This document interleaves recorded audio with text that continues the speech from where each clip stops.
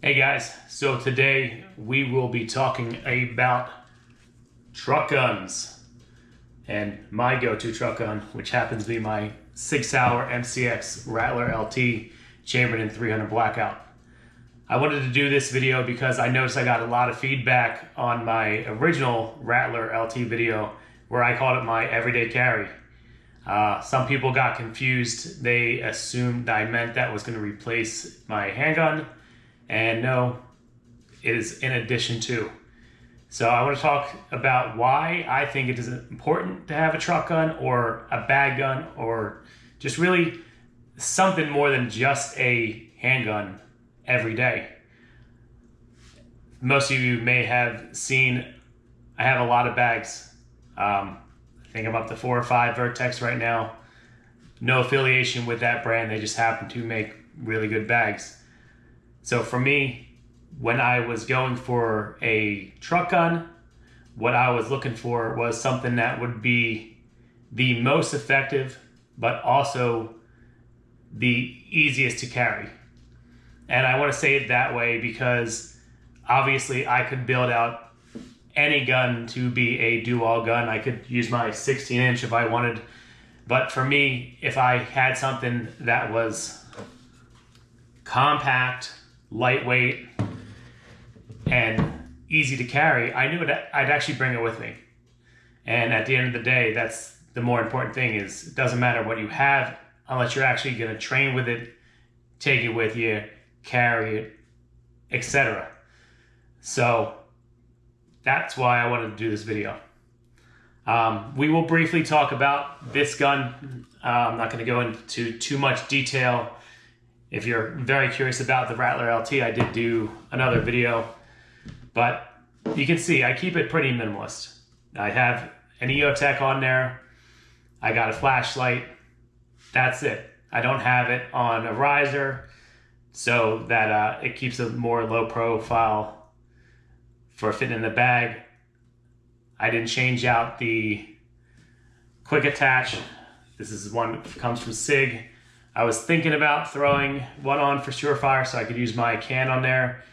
But the reality is, for this gun, I don't think I'd carry a can. You know, I specifically built this out with a pistol brace so that it's not an SBR. Because, you know, something this short, if I do not have a pistol brace, it would have to go that route.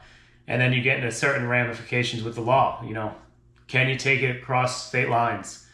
And then all that other stuff, the same with the suppressor. So for me, it was about something that I could actually use, that I will actually take places. And I know everyone has their different opinion, but for me, something compact like this that can fit into a variety of bags makes the most sense. For those of you who are wondering, this is the ammo that I've been carrying in it. It is the AAC 110 grain VMAX. Well, they're comparable VMAX black blade tip. It's their defensive round, essentially, for 300 Blackout. Now, the reason I wanted the highest velocity over, you know, like a 147 grain or subsonics, like I said, I'm not going to be running a can on this, so it doesn't make any sense to do subs. I want something that would have the most reach, the most effectiveness. God forbid I had to use it. But yeah, let me grab my bag real quick. I'll show you what that looks like. And this right here, this is the bag that I've been carrying in lately. I do have a couple. A review of this is coming up. This is the Vertx Gamut. I personally like this bag, even though it's a little bit larger than the other ones I have, only because it has so much versatility. I could put a ton of different things in there in different ways. And I'm actually going to be doing that review probably next month. I have a hiking trip coming up where I'm going to the mountains. I want to hike with that for hours on end. I want to really pack that thing out, get it nice and heavy, and really let you guys know how good that is. But yeah, back to the gun itself and why a truck gun. So obviously, if you guys aren't sleeping under a rock, you realize the world it's not getting any safer. To me, having something like this is a contingency plan. It's my right to protect and preserve human life. If I go somewhere and things get crazy and I have my wife, my kids with me, or I just see something terrible happening, I have the option to react. I'm not sitting there defenseless waiting for help. And for me personally, you cannot put a price on that. Obviously, there's a lot cheaper options out there.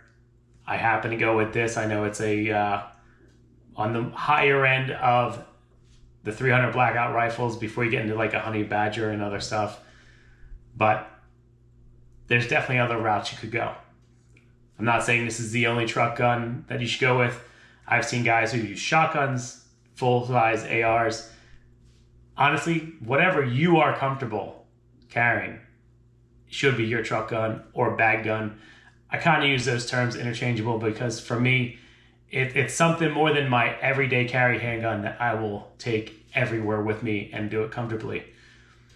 So just wanted to clear that up because this here, yes, it can be an everyday carry, but no, it's not replacing a handgun. It's just a contingency plan.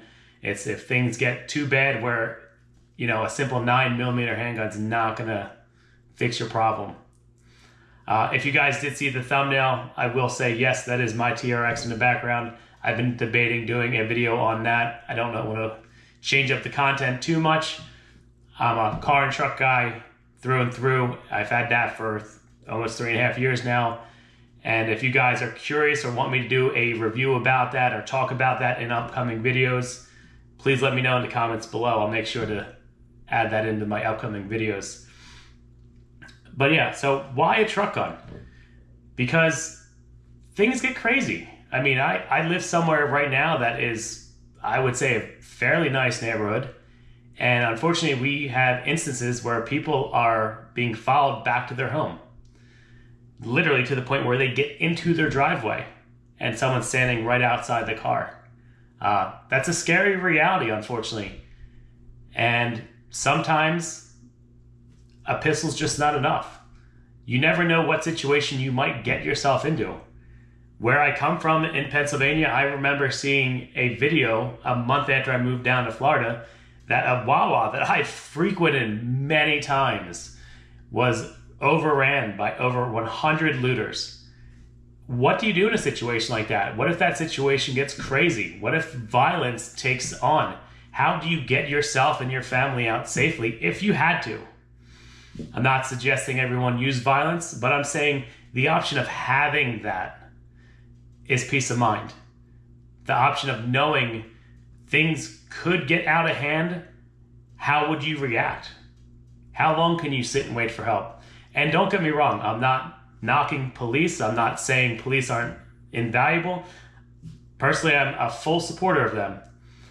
But at the same time, I think it's our right and our duty to be trained and prepared as citizens to do what we may need to do if things get wild. So, show you guys again. And for those of you who are wondering, yes, it is quick and safe. I know that's got to be something new I add on to my videos. Still kind of learning all these ins and outs, these little rules. But yeah, I'm real curious about what you guys would say would be your go-to or is your go-to. I'd rather hear what is your go-to. Who else is out there packing it every day, staying safe, staying trained? Let me know that in the comments below. I do hear a lot of people say what they would want to do, and I'm more interested in who is taking action, who is actively preparing, who is training to be a better, well-armed civilian. That is the important stuff I want to see in the comments below. So if you guys like this video, please give it a thumbs up. If you guys want me to do similar videos, just let me know. I'm got a small list in my phone right now of different things I do want to talk about, and I'm struggling right now to find the time to do them. Trying to find a quiet place in the house with a dog, 2 kids, and a wife who works from home can get kind of challenging, and I try to make sure I don't have any ambient noise for you guys in the background. So Hey, thanks again for tuning in. I hope you like this video. Take it easy, guys.